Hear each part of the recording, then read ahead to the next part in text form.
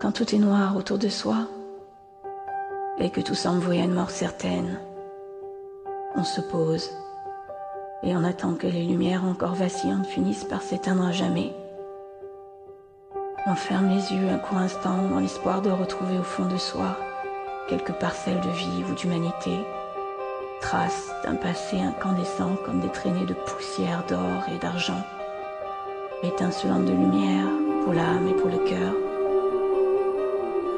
Aveuglé par ces souvenirs comme des particules d'existence enfouies à jamais, je peux bien mourir tant la souffrance ici m'apparaît insupportable.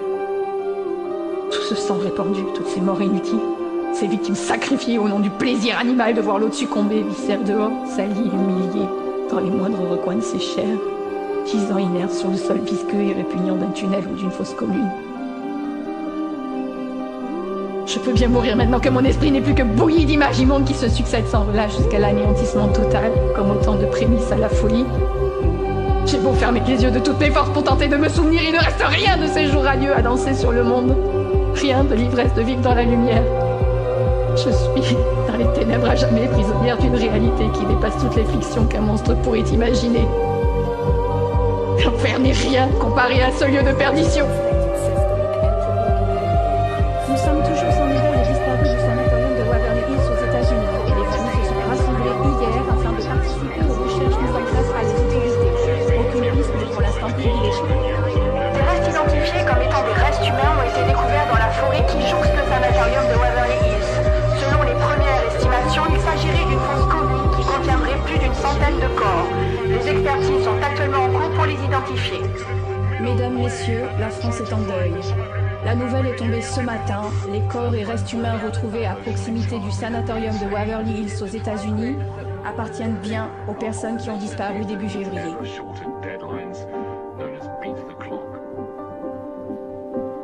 Mon corps n'est plus qu'une onde mécanique qui se propage en instinct de survie. Je suis vivante, je le sais, je sens encore mon cœur battre frénétiquement dans ma cage thoracique. Mais quelque chose s'est brisé, me laissant comme un pantin inanimé au beau milieu d'une arène qui ne compte plus ses morts. Je n'ai plus la force de prier, de crier, de pleurer ou de me battre.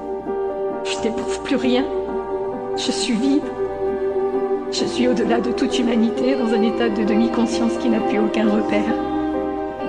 Ils m'ont tué à force d'images insoutenables, à force de désespoir et de désespérance. Mon amour, je ne suis plus.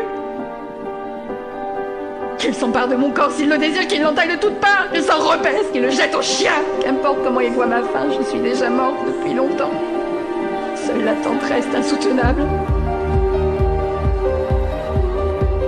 Mon amour, je me suis battue de toute mon âme et de tout mon être, crois-le bien. Et ce combat ne m'a été dicté que par toi. Par tous ces moments merveilleux que nous avons passés ensemble, par cette force de vie qui t'a toujours animée, par ton sourire et ta joie de vivre qui m'auront porté durant toutes ces années. Pardonne-moi de te quitter comme ça sans avoir pris le temps de te dire au revoir. Pardonne-moi de ne pas être à tes côtés pour avancer encore un peu plus sur le chemin de la vie. Pardonne-moi de ne plus essayer, pardonne-moi de ne plus croire en rien.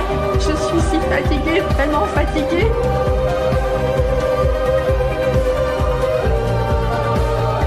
L'heure de la résilience a sonné, mon amour.